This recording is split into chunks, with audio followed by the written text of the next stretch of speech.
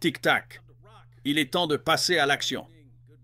Bonsoir, bonjour, bon après-midi à tous ceux qui nous regardent partout dans le monde. Je suis votre philosophe de quartier, David Wood, et avec moi ce soir, il y a Sœur Chania, une ex-musulmane somalienne. Comment vas-tu, Chania? Merci, je me sens, ça va, merci beaucoup, merci de m'accueillir ici. Bref, maintenant, Chania, je voudrais essentiellement dédier ce live à te laisser raconter ton histoire. Mais avant cela, tu m'as envoyé une photo très intéressante et significative. Alors, mesdames et messieurs, il y a plusieurs années, donc c'était en 2016, j'ai publié une vidéo où je montrais simplement des captures d'écran d'ex-musulmans, de musulmans qui quittaient l'islam, de musulmans qui se convertissaient au christianisme. Et en voici une que tu m'as envoyée. C'était le dernier commentaire dans cette première vidéo. J'ai fait plusieurs épisodes de Quitter l'islam où je montre principalement des captures d'écran, parfois des emails de personnes qui quittent l'islam. Et celui-ci dit quand je suis arrivé en Suède il y a 23 ans, j'étais musulman, originaire de Somalie, et maintenant, loué soit le Seigneur, je suis chrétien et je guide des Somaliens vers le Christ. David Wood, ton enseignement a aidé mon mari à quitter l'islam et à venir au Christ. Que Dieu te bénisse, toi et ta belle famille, au nom de Jésus. Et j'ai dit, ravi de l'entendre, ma sœur. Oui, c'est bien moi, j'ai encore cette vieille photo quelque part sur mon profil personnel, je crois bien. Eh bien, c'est génial. Encore une fois, quelques questions rapides sur la Somalie. Donc, la Somalie, c'est en Afrique de l'Est et je ne connais pas les statistiques les plus récentes, mais je me souviens qu'à l'époque, la Somalie avait l'un des plus hauts pourcentages de musulmans au monde. Je crois que c'était quelque chose comme 99, 9 ou 99, 8% de population musulmane. Est-ce que c'est correct quand tu grandissais? Ils se considèrent même comme 100% musulmans. C'est de là que je viens. Et ils sont même sunnites, il n'y a même pas de chiites chez nous, principalement sunnites, oui, un pays sunnite. Pour l'instant, je ne pense pas qu'ils soient encore musulmans à 100% car j'en suis un. Je suis somalien, je ne suis pas musulman. J'ai quitté l'islam. Amen. Alors, J'aimerais entendre. Et tout le monde ici aimerait entendre. Tout le monde écoute. Ils ont vu le titre. Un musulman somalien se convertit au christianisme. Et tu as dit, attends, revenons à ça. Revenons rapidement à cette image. Tu as dit, il y a 4 ans, quand je suis venu en Suède, il y a 23 ans. Donc, c'était il y a un moment. Maintenant, ça fait 27 ans. maintenant, c'est presque ça. Ça peut être 28, oui, 92. Donc, quand je suis venu en Suède, il y a 23 ans, j'étais un musulman somalien. Et maintenant, grâce au Seigneur, je vis en tant que chrétien. Donc, tu es allé en Suède il y a de nombreuses années? Pourquoi ne nous racontes-tu pas comment c'était en Somalie, ce que tu as vécu en partant et tout ce que tu veux partager? Oui, donc la Somalie, c'est un beau pays parce qu'on a un grand océan, tu sais. Je me souviens quand j'étais jeune, beaucoup de touristes des Occidentaux venaient à cause de la beauté du pays. Et aussi l'océan Indien. Et nous avons une côte, tu sais, une très longue côte. Et les gens venaient simplement profiter, tout le monde. Nous avions des églises là-bas. Je ne connaissais aucun chrétien somalien là-bas. Je n'en ai jamais entendu parler ni rencontré, mais nous avions des églises et beaucoup de mosquées et les gens s'habillaient comme ils voulaient. Et la plupart du temps, nous nous habillions à l'occidental, comme je l'ai dit, et personne ne se couvrait les cheveux. Seules les femmes âgées pouvaient se couvrir la tête et grandissaient ainsi. Et quand j'étais jeune, ma famille, tu sais, comme la plupart des Somaliens, ils sont musulmans sunnites. Donc, quand tu as environ 4 ou 5 ans, ils t'envoient à l'école coranique. Je suis allée à l'école coranique avec mes frères et sœurs et j'ai eu une très mauvaise expérience avec l'école coranique parce que le professeur, le maître coranique, il n'était pas. La plupart des maîtres coraniques ne sont pas gentils avec les enfants. Et là-bas, en Afrique, tout le monde peut te punir et te frapper physiquement. Ils ont tous un grand bâton à la main. Que ce soit les enseignants de l'école ou le maître du Coran, ça ne fait aucune différence. Et n'importe qui peut te frapper, il n'y a aucun droit pour les enfants. Même les parents, s'ils le veulent, peuvent te frapper si tu n'obéis pas. Donc, ce qui s'est passé, c'est que je suis allée à l'école coranique et le Coran est en langue arabe. Il faut mémoriser, il faut réciter correctement et faire tout cela. Et chaque jour, chaque fois que je faisais une erreur, mon professeur me frappait. C'est comme un imam, vous savez, c'est un cheikh. Et il me frappait avec un bâton. Et pas seulement moi, mais aussi lui et tous les autres enfants. Et un jour, j'avais, je pense, 7 ou 8 ans, peut être 7 ans et demi, en tout cas moins de 8 ans. Alors, il m'a dit de mémoriser des versets coraniques. J'ai dit, d'accord, je vais essayer de les mémoriser. Et plus tard, quand il a dit, comment dire, de réciter le Coran sans le regarder. Et ce n'est pas du papier sur lequel on écrit. Nous avons tous une grande planche en bois, et tu écris dessus. Ensuite, tu effaces et tu réutilises la planche le lendemain et encore le jour d'après et ainsi de suite. Donc, il m'a dit de lire et j'avais ça. Et quand j'ai essayé de me présenter devant l'imam et mon professeur, je n'ai pas réussi à réciter correctement tout ça. Il n'était pas content de moi. Et il était tellement en colère. Et plus tard, il a regardé autour de lui. Il n'a pas trouvé son bâton. Alors, ce que j'avais dans ma main, c'était ma grande planche en bois que je tenais dans ma main. Et il l'a arrachée de ma main. Elle l'a fracassée sur ma tête. Et je me souviens que le sang recouvrait mon visage. J'étais une jeune fille, j'étais si jeune. Et j'ai cru que j'allais mourir parce que je voyais le sang couvrir mon visage. Et j'ai pleuré, j'ai couru chez moi et ma famille est venue. Et ils m'ont simplement aidé, ils m'ont emmené à l'hôpital. Et ce qui est tellement triste, c'est qu'un professeur de Coran, personne ne l'a emmené devant la justice ni appelé la police contre lui. Il était toujours le professeur de Coran là-bas, mais il a failli me tuer ce jour-là. Et Dieu merci, j'ai survécu. Après cela, j'ai refusé de retourner à l'école coranique. J'ai dit que je ne pouvais pas y retourner. Je n'avais que de la peur à l'idée d'y aller. Mais j'étais toujours musulman. Je priais, je jeûnais, je faisais tout cela. Et après cela, la guerre civile a commencé. Et nous tous, la plupart de ceux qui avaient un billet pouvaient se le permettre. Nous sommes venus en Europe et nous avons fini en Suède. Et je me suis mariée et mon mari et moi, nous avons fini en Suède. Nous avons 2 enfants qui sont nés en Suède. Et les Suédois, ils nous ont accueillis, des gens très gentils. J'aime les Suédois parce qu'ils nous ont accueillis en tant que réfugiés qui sont venus là-bas. Nous avons appris la langue, le suédois. Et j'ai étudié pour devenir aide-soignante.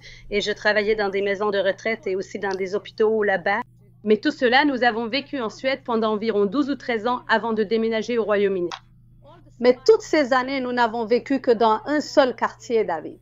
Tous les Somaliens, tous les musulmans, ils ont leur propre quartier. On a l'impression d'être dans un pays islamique. Nous avons des magasins halal. Nous avons une école coranique. Je n'ai pas envoyé mes enfants à l'école coranique parce que j'en gardais un mauvais souvenir. Mais les jeunes enfants, eux, on les envoie simplement à l'école coranique. Ils ont des écoles dans leur propre langue, comme le somali. Nous vivons en Suède, mais ils ont une école religieuse, une école musulmane, quelque chose comme ça. Et vous ne vous mélangez pas avec les Suédois. Et les Suédois, pour la plupart, sont discrets. Ils sont très polis. Ce sont des gens vraiment adorables. Mais ils n'aiment pas vivre parmi les étrangers. Ils déménagent toujours et ils ont de beaux quartiers, tandis que d'autres ont un ghetto ou je ne sais pas comment dire en anglais, comment prononcer. Mais de toute façon, nous avions notre propre quartier. Au fil des années, nous sommes devenus plus religieux. Quand nous sommes venus en Europe, nous sommes devenus plus religieux parce que maintenant, nous sommes dans un pays d'infidèles. Maintenant, nous sommes parmi les chrétiens et d'autres. Et nous avons grandi en détestant les chrétiens et les juifs. Imaginez à un jeune âge, même si mon pays n'était pas un pays religieux à l'époque où j'étais jeune, on vous enseignait quand même devant le Coran par la famille, la haine, la malédiction d'être juif, chrétien ou américain. On grandit avec cette haine. Ils mettent la haine dans votre cœur. Et quand je suis arrivée en Suède, j'ai vu que les Suédois étaient très gentils, très aimables, très polis. Ils nous ont accueillis. Et après cela, nous sommes restés 13 ans en Suède. Nous avons fait carrière. Nous avions tous les deux un bon travail. Et quelquefois, nous sommes partis en vacances ou à l'étranger, je peux dire. Et je ne pouvais pas dire un mot d'anglais, David. Et j'ai dit à mon mari, j'ai dit, s'il te plaît, parce que maintenant nous sommes citoyens suédois. Nous avons nos enfants qui sont nés en Suède. Nous sommes devenus citoyens suédois. Nous avons tous les deux un bon travail. Nous avons un peu d'argent. J'ai dit, allons-nous installer au Royaume-Uni et restons-y quelques années. Et quand j'aurai appris l'anglais et que nos enfants auront un peu grandi, nous pourrons rentrer chez nous en Suède. Parce que la Suède est ma maison, ma seconde maison, car j'ai vécu de très nombreuses années. Et je suis moi-même suédoise, citoyenne suédoise. Je veux dire, c'était donc mon plan. Et je suis venue au Royaume-Uni. Et quand je suis arrivée au Royaume-Uni, tout a changé. Alors attendez, juste pour être clair, vous êtes allé au Royaume-Uni, mais vous ne parliez toujours pas anglais?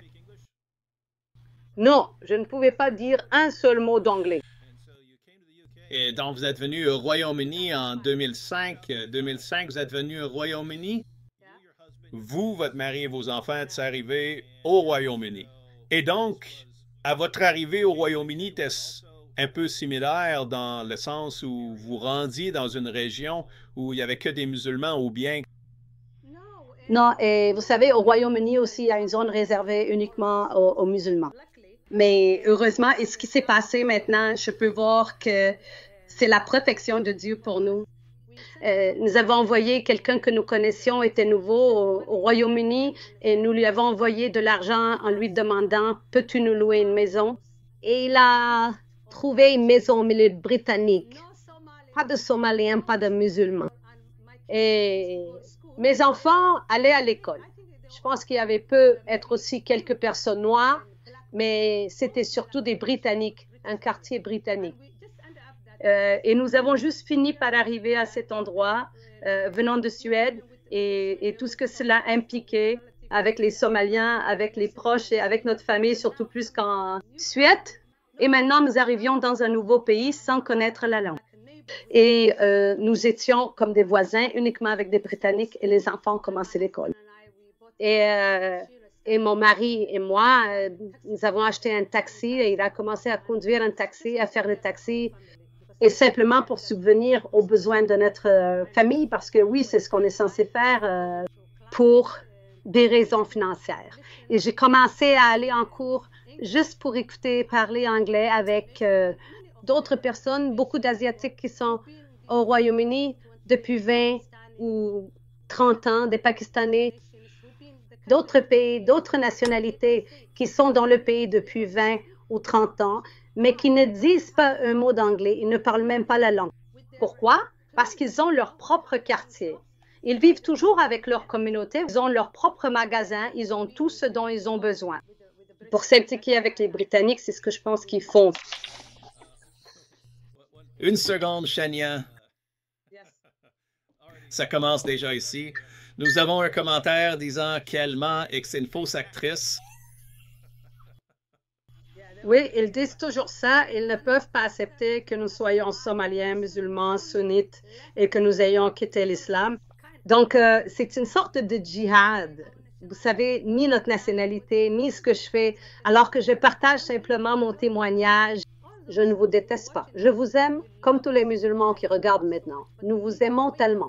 Mais vous devez vous réveiller, sortir de cette secte. Vous devez vous réveiller et ouvrir les yeux.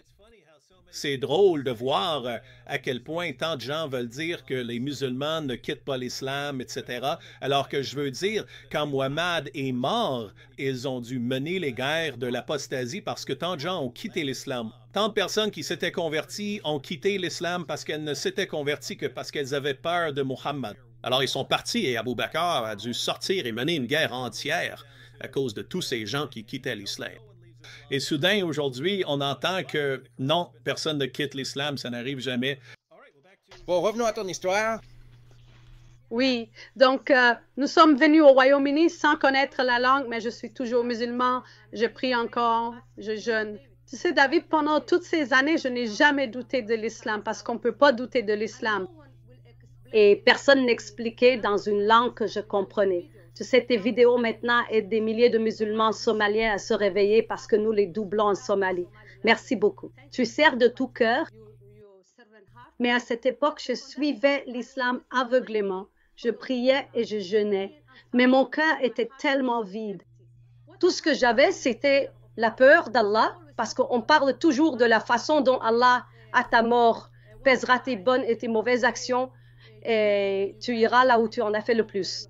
Et Allah même dit qu'ils diront que la plupart des femmes iront en enfer. Donc, et l'enfer commence dès la tombe. Je n'avais donc que la peur d'Allah tout le temps. Et quand les imams parlaient du paradis et de l'enfer, je n'aimais pas écouter beaucoup plus parce que tout ce qu'ils disent, c'est à quel point les femmes sont envoyées en enfer et à quel c'est triste et ça fait des cauchemars. Donc, mais de toute façon, je suivais simplement parce que je ne connaissais pas d'autres voies. Je ne connaissais pas d'autres religions parce qu'ils disaient qu'Islam est la dernière. Mohammed est un prophète. Mohammed est le dernier prophète et l'islam, tu dois le suivre. Et quand tu es musulman, tu dois mourir musulman. C'est ce qu'ils disent. Tu n'as même pas le droit de poser de questions ou de quitter l'islam. Mais de toute façon, ce qui m'est arrivé, c'est que lorsque je suis arrivée au Royaume-Uni, avant même d'apprendre la langue, l'anglais, un soir, j'étais assise dans mon salon. Je discutais avec ma famille sur Internet et mon mari travaillait parce qu'il était chauffeur de taxi. Il travaillait de très longues heures la nuit. Le matin, il partait très tôt, il revenait au milieu de la nuit ou quelque chose comme ça. Donc, ce qui s'est passé, c'est que je discutais avec ma famille et quelqu'un m'a envoyé un message sur le chat. Il y avait genre beaucoup de personnes avec qui je discutais, beaucoup de proches et d'amis somaliens restés au pays. Quand je dis au pays, je veux dire en Suède et beaucoup de membres de ma famille, ils sont tous en Europe. Tous mes frères et sœurs, personne n'est en Somalie maintenant. Ils sont tous ici en Europe et ce qui s'est passé, c'est que je discutais simplement avec eux et ils m'ont envoyé une vidéo. Et j'attends simplement la dernière prière appelée Isha. Il faut prier 5 fois par jour. J'attends la dernière. Et la dernière était, je crois que c'était à peu près l'été à ce moment-là. Et la dernière Isha était genre, je crois vers 11h30, quelque chose comme ça. Et je dois rester là. Même si je suis fatiguée, je dois attendre parce qu'on ne peut pas prier avant. On ne peut pas prier après. Il faut attendre l'heure exacte. Donc, mon mari n'est pas à la maison. Les enfants sont jeunes, ils sont allés se coucher. Et je discute simplement. Aucune église n'est venue vers moi. Personne, même après 13 ans à vivre dans un pays occidental, à vivre au Royaume-Uni, en Suède, je veux dire. Et maintenant, j'ai déménagé au Royaume-Uni. Je n'ai jamais rencontré de chrétiens. Personne ne m'a partagé l'évangile. Je ne connaissais rien d'autre que l'islam. Mais ce soir-là, quelqu'un m'a envoyé une vidéo et la vidéo contenait beaucoup de propagande, vous savez, beaucoup d'introductions avant même de commencer. Et elle était tellement longue, mais c'était comme des gens qui lisaient le Coran, des gens très heureux, des gens qui criaient Allahu Akbar. Et ils avaient le front. Il n'y a de Dieu qu'Allah et Mohammed est son prophète. Et ce groupe de personnes, ils étaient irakiens. J'ai découvert que c'était Daesh. Mais à ce moment-là, j'étais naïf, je ne savais rien. Ce que je voyais, je me réjouissais aussi car les gens qui m'avaient envoyé la vidéo disaient « Allahu Akbar, tu dois absolument regarder cette vidéo ». Et je me disais que ce soir, je serais élevée d'une manière spirituelle pour la première fois de ma vie parce que j'étais simplement musulman. Mais j'étais tellement heureux de voir autant de gens qui lisaient le Coran et qu'il n'y a de Dieu. Allah, ils étaient tous arabes et ils l'ont fait en Irak. Mais après cela, l'introduction s'est arrêtée et j'ai vu un groupe d'hommes debout. Et il y avait un autre homme assis devant ce groupe. Et cet homme, il disait qu'il était américain. Cet homme-là, je ne sais pas si tu sais ou pas il s'appelle Nicolas Evanberg. Il est juif, américain. Et ils l'ont tué en Irak en 2004. Mais à ce moment-là, dans la vidéo, je ne savais pas qu'ils allaient le tuer. Donc, ils étaient juste là. Il était assis devant Nicolas, ce jeune homme, assis avec la combinaison orange, assis devant ce groupe. Et ce groupe est derrière, en train de lire le Coran, de lire n'importe quoi. Et je me disais, est-ce qu'ils prient pour lui? Parce que s'ils lisent le Coran, je peux en comprendre une partie. Mais quand ils parlent en arabe, je ne comprends pas ce qu'ils disent. Parce que je ne parle pas arabe. Je ne suis pas arabe. Donc, ils étaient là, mais dans ma tête, je pensais, David, sérieusement, et tout le monde regarde, je croyais qu'il priait et bénissait cet homme, parce que pour moi, le Coran était tellement sacré.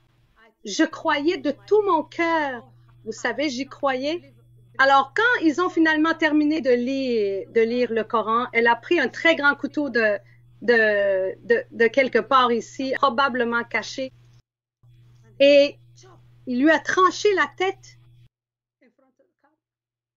et a tué le jeune homme innocent au nom d'Allah. Et il m'a brisé le cœur. Et j'ai commencé à trembler, à être malade et à pleurer parce qu'ils n'avaient pas dit qu'ils allaient tuer. Je ne savais pas qu'ils allaient tuer. Ils lui ont tranché la tête comme à un animal. Nicolas Asma, qu'il repose en paix et que Dieu bénisse sa famille. Ils lui ont tranché la tête devant la caméra et j'étais sous le choc, je ne pouvais pas bouger. J'ai commencé à pleurer et j'étais tellement en colère. Pour la première fois de ma vie, tout ce en quoi je croyais, l'islam s'est effondré et est mort en moi en une seconde. Et c'est là que j'ai compris. Et j'ai dit, qu'ont-ils fait? Quel genre de Dieu est Allah? Pourquoi en son nom? Cet homme, ce jeune homme innocent, doit-il mourir au nom d'Allah?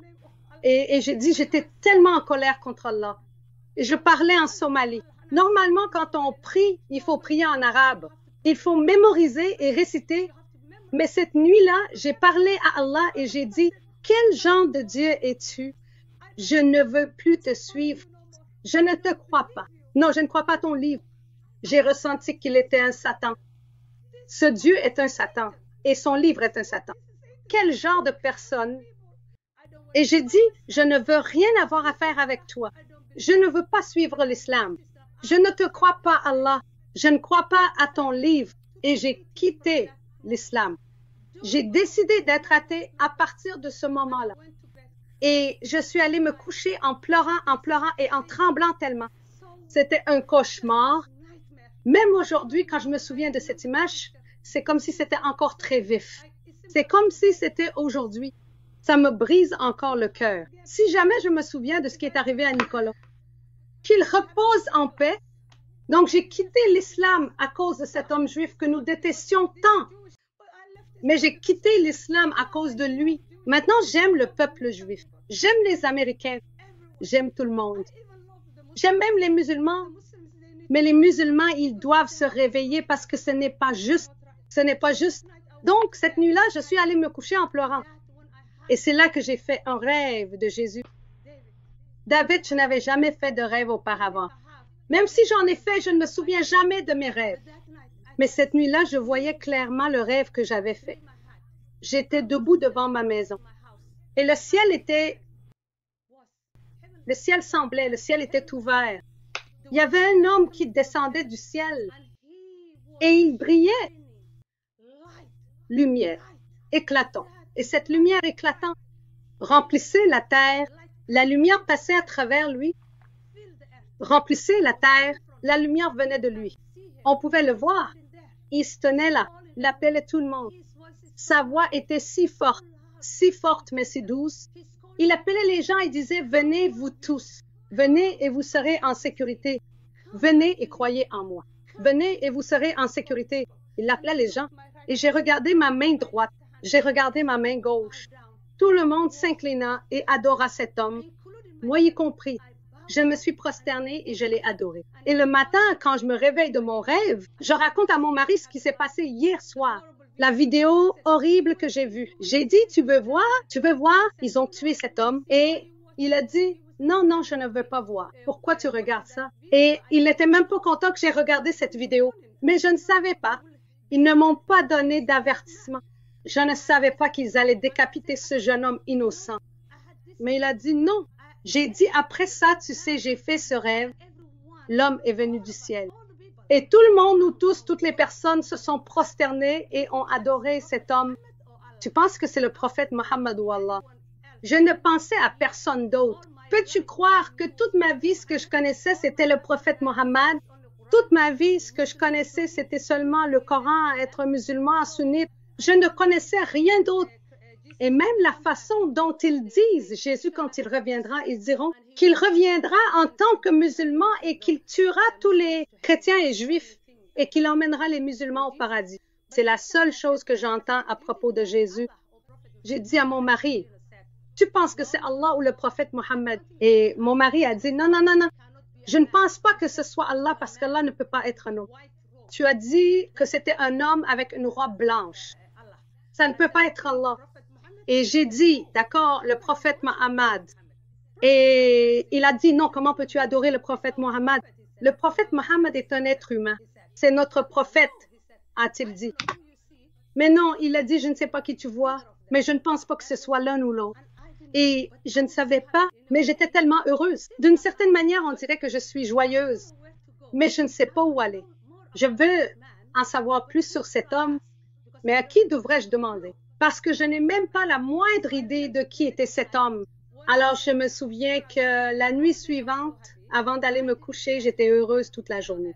Mais malgré tout, je n'ai pas fait les 5 prières ce jour-là. Je suis encore un peu athée, vous savez, parce que la nuit dernière, j'ai quitté l'islam.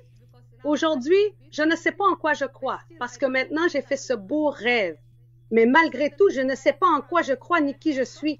Alors, la nuit suivante, avant d'aller me coucher, j'ai de nouveau parlé à Allah en Somalie. Et j'ai dit, Allah, je suis tellement désolée.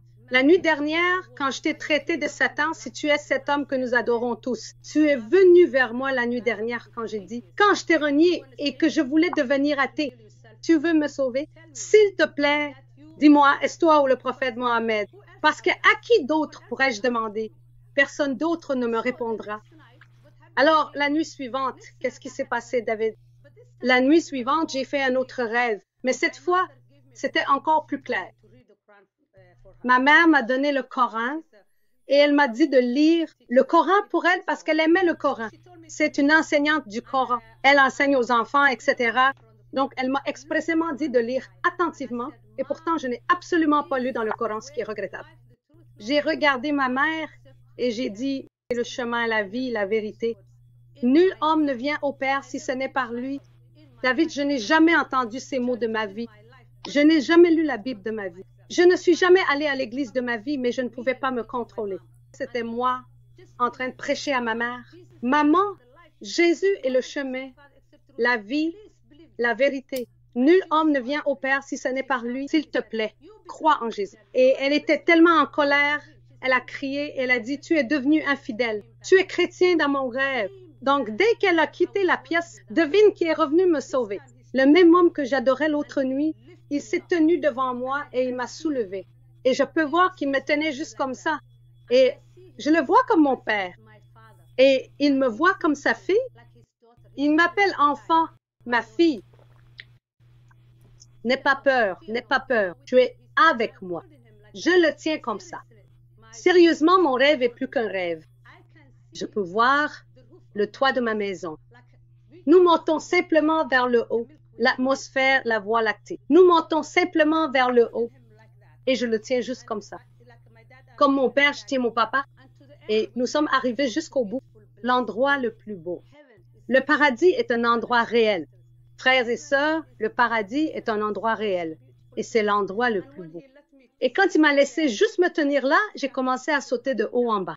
C'est tellement beau, cet endroit. Les bâtiments, les maisons, les couleurs, les fleurs. Tout est au-delà de notre imagination. Aucun mot pour expliquer. Il n'y a pas de mots pour dire comment nous voyons cet endroit. C'est au-delà de notre imagination. Et c'est trop beau pour que je puisse te l'expliquer. Et j'ai dit, où suis-je? Où suis-je? Quel est cet endroit incroyable? Et le Seigneur a dit, c'est l'endroit que j'ai préparé pour toi et pour tous ceux qui croient en moi. C'est le paradis, Shania. Bienvenue. Et je le serre simplement dans mes bras, mais il me donne tellement d'amour. Il me porte tellement d'attention. Je ne vois même pas les autres personnes. La première nuit, des millions de personnes l'adoraient devant ma maison. Ce soir, je suis juste seule avec mon papa céleste. Je l'appelle simplement papa. Je le serre simplement dans mes bras. Je l'enlace et je l'embrasse. Et il a dit, après cela, il a dit, Shania, regarde là-bas. Et il m'a montré un écran. Cette fois, nous ne sommes pas allés à cet endroit. Mais il me l'a juste montré sur l'écran comme une télévision. Et c'était un grand écran comme ça. Et il a dit, regarde là-bas. Et j'ai regardé et cet endroit était tellement sombre. Et ce que tu vois, c'est juste de la fumée qui en sort. un endroit vraiment effrayant. Et je ne voulais pas regarder. Et j'ai dit, quel genre d'endroit est-ce? Qu'est-ce que c'est? Je ne voulais pas regarder ou voir. Et il a dit, toute ta famille est là parce qu'ils ne croient pas en moi. Ils sont tous là. Et quand il a dit ça, il a dit, je ne te laisserai jamais ni ne t'abandonnerai. N'aie pas peur, mon enfant, car tu crois en moi. Tu es avec moi. Tu es en sécurité avec moi. Dès qu'il a dit cela, mon réveil m'a réveillé, David. Et j'ai juste sursauté. On aurait dit que quelqu'un venait de me reposer sur mon lit. Et j'ai sauté de mon lit et je suis allée sur Internet pour chercher sur Google. Qu'est-ce que cela signifie? Jésus est le chemin, la vie, la vérité. Parce que je me souviens maintenant des mots que je disais à ma mère. Jésus est le chemin, la vie, la vérité. Et Jean 14, 6 vient. Je suis le chemin, la vie, la vérité. Nul ne vient au Père que par moi. C'est Jésus lui-même qui le dit. Quand je vois ces mots, je pleure de bonheur. Plus je lisais ce passage, plus je tombais amoureux de Jésus. Et je pose une autre question. Et je dis, comment va-t-il revenir? Et il y avait un autre verset. Un jour, il est venu du ciel. Chaque œil verra, chaque genou fléchira, toutes les bouches avoueront. Jésus est le Seigneur. Et c'est ce que je faisais l'autre soir. Tout ce que je mets là-dessus, j'obtiens la réponse. Et il y avait aussi un autre verset. Jean 3, 16. Car Dieu a tant aimé le monde qu'il a donné son Fils unique. Quiconque croit en lui ne périra pas, mais aura la vie éternelle. Je n'ai jamais entendu qu'Allah m'aimait ou qu'Allah aimait quelqu'un. Et je suis tellement heureux.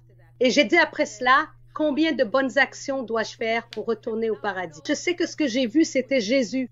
Je sais que ce que j'ai vu, c'était le paradis. Maintenant, je connais la parole de Dieu pour la première fois, l'Évangile. Je lisais devant moi comme sur Internet. Et j'ai dit combien de bonnes actions je vais faire. Parce qu'en islam, il faut faire de bonnes actions jusqu'à la fin. Pour aller au paradis, il faut travailler très dur. Et maintenant, je veux bénir Jésus et retourner vers lui. Et il y avait Éphésiens 2, 8 et 9. Et il est écrit que vous êtes sauvés par la grâce, pas par vos propres œuvres. Mais c'est un don de Dieu. Ainsi, personne ne peut se vanter. Sérieusement, quand j'ai vu tout cela, la chose suivante que j'ai cherchée, c'était la shahada. Alors, comment puis-je accepter Jésus? Je me souviens qu'on appelait cela la prière du salut. Une petite prière. Que Dieu bénisse ces personnes. Des gens comme toi, David, qui ont fait des choses incroyables, des sites web, et qui sont là dehors à prêcher la bonne nouvelle. Que mon Dieu les bénisse. Donc, il y avait une petite prière de salut, et je me souviens avoir répété cette prière de salut une centaine de fois, juste pour être sûr de ce que je suis maintenant. Je suis un disciple du Christ parce que je veux le don de Dieu. J'ai besoin de ce Dieu d'amour. Pourquoi devrais-je suivre Allah qui est en colère contre moi et je ne sais pas où je vais si je meurs en tant que musulman? Maintenant, je découvre que Jésus m'offre le salut par sa mort et sa résurrection. Alors, je suis tombée amoureux. J'ai fait la prière et dès qu'elle est rentrée du travail, j'ai dit, David, tu te souviens de l'homme que nous avons adoré? Et tu as dit que ce n'était ni Allah, ni le prophète Mahomet. Tu avais raison. Et je dis, ce n'était pas Allah, ce n'était pas le prophète Mahomet. C'était Jésus-Christ. Et je suis son disciple. Sincèrement, dès le premier jour, je suis allée voir mon mari. Je ne pouvais pas attendre qu'il rentre pour lui dire. Tu sais pourquoi j'ai dit ça? Parce que j'ai vu le paradis. Le paradis est un lieu réel. Et j'ai vu l'endroit sombre. L'enfer aussi est un lieu réel. Et les gens vont au paradis non pas à cause de leurs bonnes actions. Pas parce que nous sommes meilleurs que les musulmans, mais à cause de la grâce de Dieu à travers Jésus-Christ. Et les gens périssent parce qu'ils ne reçoivent pas Jésus. Et cela a aussi été ma première mission dans mon cœur. Et la deuxième, c'est que j'avais vécu en Europe de l'Ouest. Et aucun missionnaire n'est venu vers moi. Aucun chrétien n'est venu vers nous. Aucun chrétien n'est venu vers la communauté somalienne. Nous vivions en Suède, à Göteborg. Personne, aucune église, personne ne nous a invités à l'église. Personne ne partageait l'évangile avec moi. Alors j'ai dit, maintenant j'ai une opportunité. À partir de ce jour-là, j'ai dit que toute personne qui se présenterait devant moi, peu importe, même si c'était des Britanniques, avec mon anglais limité, bonjour, d'où viens-tu? De Somalie. J'ai quitté l'islam. Jésus est le chemin, la vie, la vérité. Je n'avais pas de Bible. Je n'étais pas encore allée à l'église. Mais j'ai commencé à partager l'évangile avec tous ceux qui se présentaient devant moi. Mais ma persécution a commencé à partir de ce jour-là. La persécution a commencé. Dès le premier jour, Donc, ce qui s'est passé, c'est que j'ai simplement dit à mon mari et j'ai dit à ma famille, à mes amis, j'ai appelé tout le monde. Et j'ai dit, maintenant, j'ai ça. Mon cœur était rempli de passion pour ma famille. Je connais la vérité. Je connais le chemin. Je sais. Et c'est Jésus. Ce n'est pas Mahomet. Et ce que je sais, c'est que le paradis est un lieu réel. L'enfer est un lieu réel. Et tous ceux qui croient en Jésus auront la vie éternelle. Alors je veux que ma famille se repente et suive Jésus. Je veux que mon mari se repente et vienne à Jésus. Et que tous aillent au paradis. Mais aussi pas seulement aller au paradis, mais avoir aussi une relation ici. Parce que dans l'islam, Allah n'est pas notre Père. Il est loin et tu es son esclave. Et tu fais de ton mieux pour lui plaire. Et il est loin de toi. Mais dans le christianisme, nous avons une relation avec notre Père céleste. Sérieusement, le Saint-Esprit a juste mis dans mon cœur l'amour de ma famille et même un amour plus grand que ma propre vie. J'ai été choquée de voir comment ma famille, que j'aime, et on était comme ça, tu sais. Je n'arrivais pas à y croire. Tout le monde avait changé de visage. Ils ont commencé à me menacer tout de suite. Au début, ils pensaient peut-être que j'étais folle ou quelque chose comme ça. Ils n'ont pas commencé dès le premier ou le deuxième jour. Mais quand ils ont parlé à mon mari et qu'il a dit « oui, elle est chrétienne », elle dit toujours qu'elle suit Jésus. Ils ont commencé à dire « non, non, non, mon mari est un homme vraiment adorable. J'aime tellement mon mari et il m'aime tellement aussi. » Mais ils ont essayé de s'immiscer entre mon mari et moi, tu sais. Et après ça, ma famille est allée à la mosquée à parler aux imams. Qu'est-ce qu'ils allaient faire de moi? Parce que maintenant, je suis une infidèle. Je suis la première génération de ma famille, la première personne à avoir reçu Jésus maintenant. Donc, je ne vis pas dans un pays sous la charia ou sous la loi islamique. Mais tu sais ce qu'ils ont fait? Ils sont allés à la mosquée, on parlait avec eux. Et après cela, ils ont organisé une réunion. Et quand ils ont eu cette réunion, ils ont appelé mon mari et ils ont dit qu'ils avaient pris une décision. Parce qu'au début, c'était « ramène-la, ramène-la ». Mais quelques jours plus tard, ils ont dit « non, si elle est toujours chrétienne, nous avons deux options ». Et les deux options qu'ils ont données à mon mari étaient soit de prendre mes enfants et de partir parce qu'il n'est plus mon mari. Maintenant, je suis une infidèle, ou alors me tuer. C'est ce qu'ils ont dit. Ma famille a dit cela. Et tu sais qui a transmis cette nouvelle à mon mari? C'est ma propre mère qui a transmis le message à mon mari. Ça m'a brisé le cœur. Je ne pouvais pas croire que ma mère bien-aimée et ma famille, que j'aime de tout mon cœur, tu sais, plus que ma propre vie. Maintenant, ils sont après moi. Ils ont commencé à me poursuivre. Ils ont commencé à me menacer. Ils ont commencé à me dire « malédiction sur toi. Tu vas mourir. Tu fais ça. Tu fais ci. » Et mon mari, ils lui ont donné ces deux options, mais il n'en a choisi aucune. Mais il a commencé à attaquer le christianisme.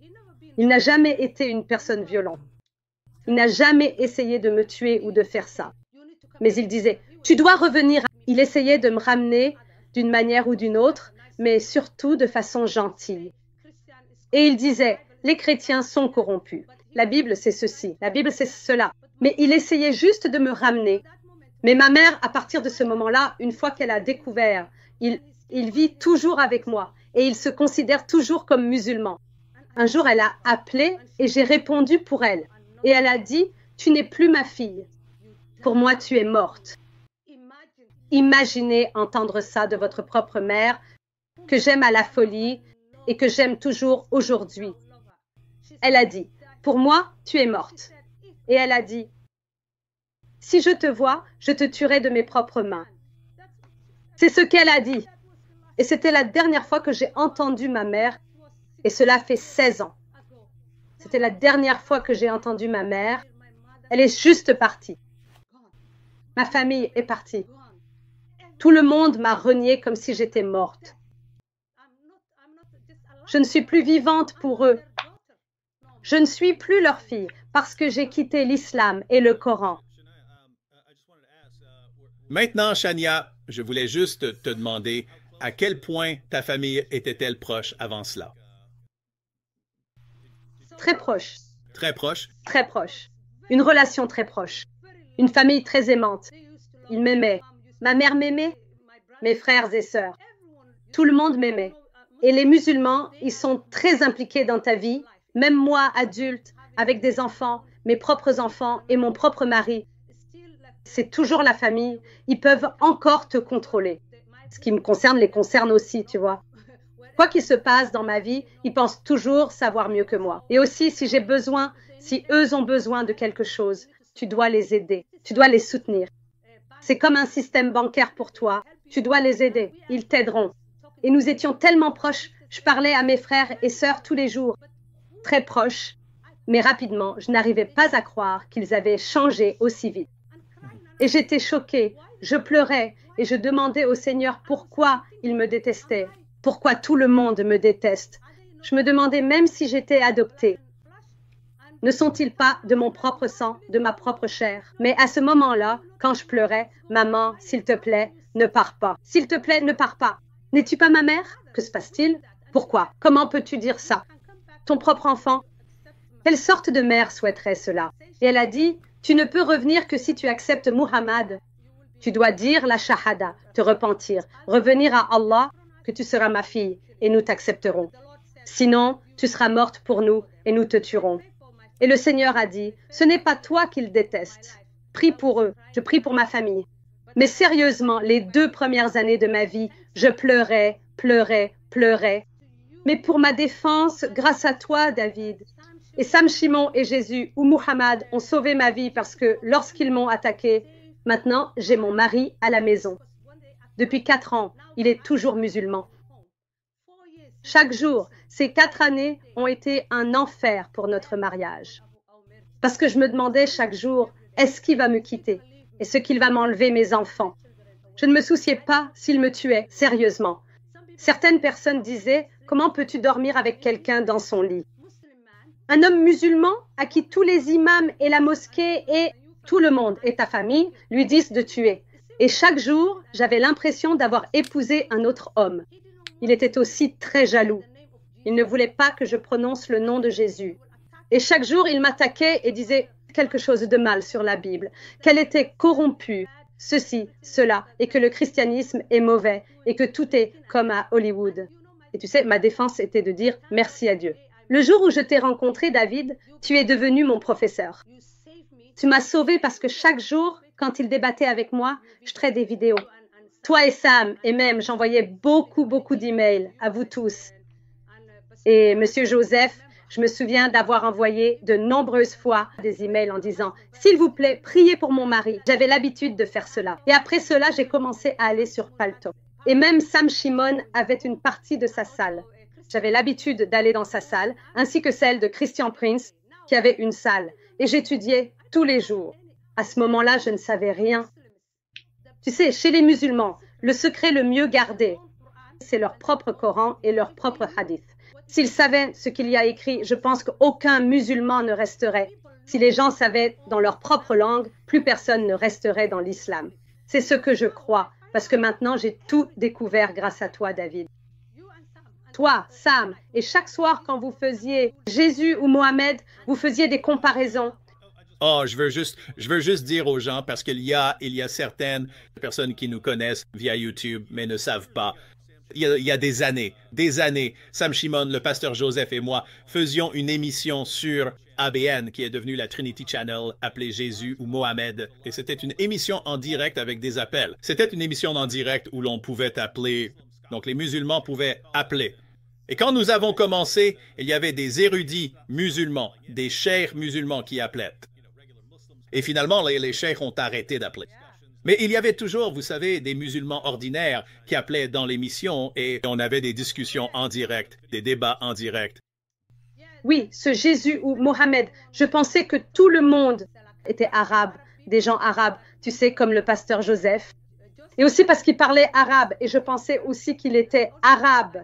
Mais j'ai été choquée quand je t'ai vu, un homme blanc américain qui a autant de connaissances sur l'islam. Et je suis tout simplement tombée amoureux. Tout ce que tu disais, tu es devenu mon professeur.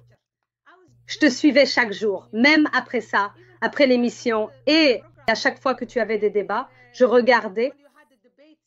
Je disais, j'avais l'habitude de tout noter. Je t'ai tout envoyé, tellement d'emails, tellement de message sur Facebook parce que tu es tellement occupé, mec. Je ne t'en veux pas, mais tu es devenu mon sauveur. Shania fait référence au fait que je ne réponds généralement pas aux messages. Parfois, je passe des semaines sans vérifier mes emails. Parfois, je peux passer une semaine ou 10 jours sans même porter mon téléphone sur moi.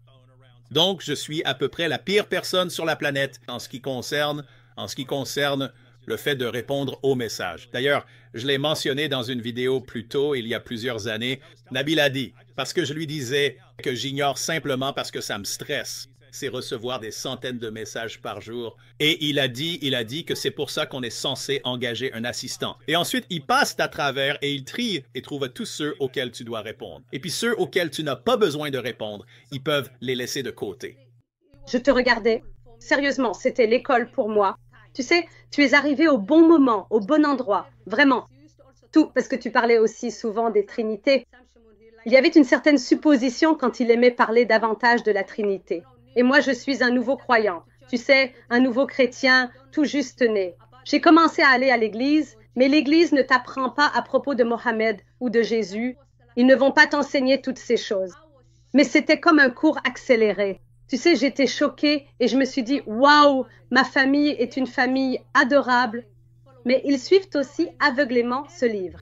Maintenant, je sais tout. Toute la haine, tous les meurtres, toutes ces menaces ne venaient pas de ma propre famille. Oui, eux aussi sont des victimes. Tous les musulmans sont des victimes, comme je suis une victime pour eux. Ils sont aussi victimes du Coran et des hadiths, parce que quelle mère renierait sa propre fille? Quelle mère dirait à sa propre fille, « Je vais te tuer » Quelle mère dirait, « Prends les enfants et pars » ou tuerait son propre enfant parce qu'elle est tellement aveuglée par le livre. Alors maintenant, mes yeux se sont ouverts. Maintenant, j'ai quelques connaissances. Oui, un peu d'enseignement de la part de David et je donne simplement et je dis, va voir ceci. Vas-y. Et je dis, cet homme, regarde, c'est un Américain blanc, mais il est tellement intelligent. Il étudie et ces gens-là, ils parlent arabe. Ils connaissent le Coran mieux que nous deux. Tu sais, mais les imams et les musulmans, ils ne t'enseignent pas cela. Ils te cachent. S'il vous plaît, allez étudier. Et il ira et dira, ok, laisse-moi avoir mon Coran. Laisse-moi me montrer le verset. Quel numéro? Quel numéro? Et je dirai de votre part, les gars. Ouais, de David et de certains parce que je l'ai déjà. Je lui donne et il vérifie et il dit, oh, ouais, en fait, c'est écrit que c'est vrai. Mais après cela, il dira, ok, mais ils ne sont pas musulmans. Je ne les écoute pas. Il restera simplement silencieux. Mais vous savez, vous m'avez sauvé, les gars, parce que pendant des années, j'ai subi toutes ces attaques. Imaginez-moi, nouvelle croyante, une chrétienne toute jeune. Je commence juste à étudier la Bible maintenant. Et j'ai ces discussions et débats avec mon mari qui essaie maintenant de me ramener à l'islam. Et il rend l'islam magnifique. Et il fait paraître le christianisme si mauvais. Mais maintenant, j'ai des preuves. Je montre le vrai visage de l'islam, ce qu'ils ont. Les musulmans ont menti pour nous pendant de nombreuses années et pour des milliards de musulmans. Ils ne parlent pas arabe. Et je dirais, regardez, juste frère Joseph et Sam, ils parlent arabe. Ils l'ont lu et il ira. Mais tout son débat, j'avais l'habitude de le gagner. Merci à toi, David. Je veux juste vous dire un grand merci. Alors, j'étudie avec toi. Vous devenez mes professeurs, toi et Sam. Et je suis tombée amoureux de la Bible. Et tu m'as aussi ouvert les yeux. C'est comme si quelque chose s'était détaché de moi. Et maintenant, je comprends pourquoi ma famille musulmane m'a renié et veut me tuer à cause de cela. Mais je ne me suis pas arrêtée. J'ai commencé à prêcher la parole de Dieu à chaque personne que je rencontrais dans la rue et avec qui je parlais. J'ai commencé à partager ma foi avec les musulmans somaliens. Et un par un, Dieu les a sauvés. Mais à cette époque, je ne pouvais pas montrer mon visage au monde, à la communauté somalienne, parce que je savais déjà que j'avais des conséquences de la part de ma famille qui m'avait déjà renié, menacé et voulait me tuer. Alors je me disais que dans la communauté somalienne, on partagerait un par un. Mais quand tu parles, tu utilises un pseudonyme. Tu n'utilises pas ton vrai nom. Tu ne montres pas ton visage. Mais en 2015, c'est à ce moment-là que Dieu a dit « Maintenant, c'est le moment. Maintenant, c'est le moment de montrer ton visage. » Et le Seigneur a dit « Je bâtis mon église parmi les Somaliens et personne ne pourra l'arrêter. » Et je pensais à la conférence à laquelle je suis allée. Et la conférence, nous avons commencé avec seulement 3 personnes, 3 croyants somaliens en Europe. Et chaque année, nous nous réunissions et 10 de plus venaient, puis 20 de plus. Et en 2015, en fait, il y en a eu 120. Et tous ceux à qui je parlais recevaient Jésus. C'était le don de Dieu. Ce n'est pas moi. Ce n'est pas moi qui sauve les gens. C'est le Seigneur. Et avec mes maigres connaissances, j'étudiais aussi rapidement un cours accéléré avec vous, avec toi, David et Sam. Comme tous les jours, et cela pendant 4 ans. Comme beaucoup de gens qui sont sauvés. Pas mon mari. Et j'avais l'habitude de prier pour mon mari et de dire « Seigneur Jésus, sauve mon mari ». Mais je ne veux pas le voir être sauvé et rester à la maison. Je veux qu'il se joigne à moi pour que nous puissions atteindre des millions de personnes, des millions de Somaliens et changer notre peuple. Et que je change cela, l'islam, parce que l'islam n'est pas la réponse. Et je partageais ma foi avec tout le monde et gloire à Dieu. 4 ans plus tard, abandonné, et le Seigneur l'a sauvé à travers la lecture de la parole de Dieu. Mais pendant ces 4 années, chaque jour, il avait vidéo après vidéo de toi, David et Sam. Que Dieu vous bénisse. Alors, comme je l'ai dit, en 2015, j'ai dit que c'était le moment de partager avec le monde mon vrai nom, Chania Abdullahi Gabo. Et aussi montrer mon visage et simplement venir. Pourquoi devrais-je me cacher et tout faire sous des pseudonymes sur Paltalk? Et j'ai dit aux frères et sœurs, le Seigneur dit que maintenant il construit son église. Les Somaliens disent toujours, oh, tu n'es pas Somalien. Peut-être que tu es Kenyan, peut-être que tu es Éthiopien. Tu n'es pas Somalien. Et si tu es Somalien, montre ton visage. Pourquoi ne montres-tu pas ton vrai visage? Pourquoi ne dis-tu pas ton vrai nom? Pourquoi ne peux-tu pas te montrer? Et nous ne pouvions pas le faire. Mais ce jour-là, j'ai dit, je vais le faire. Je vais passer devant la caméra et je dirai au monde entier que je suis somalienne, chrétienne, j'ai quitté l'islam, maintenant je suis une disciple du Christ. Et j'ai demandé aux frères et sœurs, nous étions 120. Mon mari a dit, oui, je te suivrai, Chania. Je le ferai avec toi. Et 10 autres personnes ont dit oui. Donc, nous étions 12 à dire oui, à nous montrer et à partager nos visages et nos noms. Et nous sommes des chrétiens somaliens. Et cette vidéo est devenue virale. Cela a tellement secoué tout le pays. Les imams somaliens étaient tellement choqués. Ils ont même montré nos visages à la télévision nationale en Somalie. Et aussi après cela, les imams sont allés au tribunal. Et ils ont dit qu'ils avaient passé une semaine à discuter de ce qu'ils allaient faire parce que nous sommes 12 Somaliens à chanter et à dire « Alléluia, Jésus est notre Seigneur et Sauveur ». Nous sommes des chrétiens somaliens. Et cette vidéo, ils l'ont même diffusée sur la BBC, Al Jazeera, sur toutes ces chaînes, toutes les chaînes musulmanes. Ils l'ont simplement traduite dans différentes langues. Ils l'ont montrée au monde entier et les imams sont allés au tribunal et ils ont amené tous les anciens et les imams sont allés au tribunal. Une semaine plus tard, ils ont dit « Nous avons pris une décision ». Et ils ont montré cela à la télévision nationale. Ils ont dit que toute personne qui les voit doit soit les tuer, soit découvrir où ils vivent.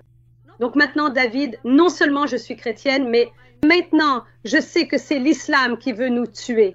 Je sais maintenant que cet homme innocent, Nicolas, est mort parce qu'au nom d'Allah, ils l'ont tué. Et maintenant, ils veulent me tuer. Et maintenant, ils veulent tuer d'autres chrétiens, des chrétiens somaliens. Mais nous n'avons pas arrêté depuis 2015 jusqu'à aujourd'hui. Mon mari et moi avons commencé à partager notre foi devant la caméra, à faire des enseignements. Et maintenant, nous avons la télévision chrétienne somalienne pour la première fois depuis l'année dernière. C'est en fait historique. Il n'existe aucune chaîne de télévision chrétienne somalienne sur cette terre. Vous savez, il y a tellement de Somaliens, même les Somaliens de Minneapolis. Les musulmans somaliens, ils ont leur propre chaîne au Royaume-Uni. Ils ont leur propre chaîne. Vous savez, ils ont tellement de chaînes. Ils ne regardent pas les chaînes britanniques ou américaines. Ils ont leur propre chaîne somalienne. Mais il n'y a pas de chaîne chrétienne somalienne. Et cela, Dieu me l'a donné depuis le premier jour. Quand je suis juste allée partager une fois, ma mère a même découvert que j'étais sur Power Talk en train de partager et d'appeler. Et une autre fois, elle était en colère et m'a dit d'arrêter ce que je faisais. Pourquoi dois-tu rendre les autres infidèles comme toi? Pourquoi les emmènes-tu sur une autre voie ou peu importe? C'est à cause de toi que les gens quittent la foi en ce moment. Tu dois arrêter. Et j'ai dit, maman, ne sois pas surprise. Un jour, tu me verras à la télévision chrétienne somalienne et nous viendrons dans ton salon et tu regarderas. Et elle m'a maudite et s'est mise en colère. Et encore une fois, elle est partie, m'a menacée en disant, tu n'es plus ma fille. Mais de toute façon, cette télévision vient en fait d'Éthiopie et diffuse 3 jours par semaine. 3 jours par semaine. Notre programme est diffusé depuis l'année dernière. Et c'est historique. Cela n'était jamais arrivé auparavant. C'est la première fois dans l'histoire. Oui, la télévision chrétienne somalienne. Donc notre programme est diffusé en Somalie. Donc même la Somalie, l'Éthiopie, le Kenya, tout cela. Et il y a des millions de Somaliens qui vivent là-bas. Les Somaliens sont partout, même en Amérique, à Minneapolis. Il y a tellement de Somaliens là-bas. Il y a tellement de Somaliens au Royaume-Uni. Alors maintenant, les gens nous appellent pendant nos diffusions en direct. Ils en ont assez de l'islam. Ils entendent la bonne nouvelle pour la première fois en langue somalienne. Ils entendent tes enseignements, David, parce que nous avons fait le doublage de tes vidéos. Et ils sont choqués. Tu sais maintenant, quand tu as dit que le Coran n'est pas parfaitement comme la dernière vidéo, nous l'avons même doublé en langue somalienne. Donc les gens sont choqués, ils écoutent. Ils veulent voir ce qui se passe de leurs propres yeux et dans leur propre langue, parce que notre peuple parle le somali. Donc si nous ne les atteignons pas, qui pourra les atteindre? C'est donc ce que nous faisons. Et j'espère que nous réaliserons le projet Empire. Si Dieu le veut, en langue somalienne, si Dieu le veut, et davantage de gens viendront à la foi, parce que tes vidéos m'ont ouvert les yeux. Les yeux de mon mari et de millions de musulmans les regarderont et les gens quitteront l'islam. David et tous les autres qui servent avec vous. Al-Fadi, Rob, Christian. Que Dieu le bénisse. Nous l'aimons. Et aussi les prêtres chrétiens. J'ai son livre intitulé « La tromperie d'Allah ». Je me souviens l'avoir acheté et l'avoir donné à mon mari à l'époque en lui disant de lire ce livre. Donc, vous ouvrez les yeux des musulmans. Et les musulmans, s'ils disent, ou si certains chrétiens viennent vous voir et disent « Oh, vous n'êtes pas gentil avec les musulmans ». En réalité, vous êtes gentil avec eux parce que vous exposez tous les mensonges qu'ils ont. Vous révélez ce qu'ils ont caché, tous les secrets que les imams gardent sur l'islam. Vous savez ce que font nos imams, les musulmans. Ils viennent devant la caméra et ne parlent que des femmes. Oh, un tel ne porte pas le hijab. Un tel aura ceci ou cela. Ils ne parlent pas de toutes les mauvaises choses dans le Coran et les hadiths. Ils n'ouvrent pas les yeux des gens. Ils ne font que laver le cerveau. Et ils veulent juste imposer cela aux gens. Et nous t'aimons tellement. Et nous te disons, bah, s'il te plaît, continue ce que tu fais. Et nous te soutenons. Et nous agissons ensemble. Nous atteignons des millions de personnes. Maintenant, les Somaliens, sérieusement. Chaque jour, des gens partent. Des gens partent. Beaucoup de personnes ne peuvent pas venir au direct. C'est un modèle similaire. Il y a quelques années, Zakaria Butra a commencé à faire des émissions en arabe où il, en parcourant les sources musulmanes et en révélant des choses sur Mahomet, et racontait aux gens ce que Jésus a dit et ainsi de suite. Et après plusieurs années, Al-Qaïda a dû investir 60 millions de dollars, une prime sur sa tête parce que tant de gens quittaient l'islam. Et donc, ce que nous voyons maintenant, c'est la même chose, mais dans d'autres langues. La langue somalie, les Somaliens. Maintenant, nous t'avons en Somalie. Alors David, je dois même ajouter la fatwa. Ils ont émis une autre fatwa en 2017. Ils ont dit qu'il fallait arrêter ces gens. Les gens partent. Non seulement ils deviennent chrétiens, mais beaucoup quittent et deviennent athées, les Somaliens de nos jours. Et maintenant, les Somaliens, l'imam a dit « Oh, nous ne pouvons plus nous appeler musulmans à 100%. » Chaque année, 25% des musulmans quittent l'islam. Et je crois qu'encore plus partent et que d'autres partiront. Car lorsqu'ils connaîtront la vérité les rendra libres. C'est ce que Jésus a dit. Quand tu connais la vérité te rendra libre. Et la vérité, c'est seulement Jésus. Ce n'est pas Muhammad ou Allah. C'est Jésus-Christ. Oui, nous allons voir des tonnes de personnes quitter l'islam. L'islam, oui. C'est ce que nous voulons voir. Quelques commentaires rapides ici. Certaines personnes disent... Donc, Sharon a dit ici dans le super chat, c'était l'un de tes meilleurs, David. Merci. Et je pense que ce qu'elle veut dire, c'est que je n'ai pas beaucoup parlé. Et il y avait pas mal de personnes qui faisaient des commentaires similaires.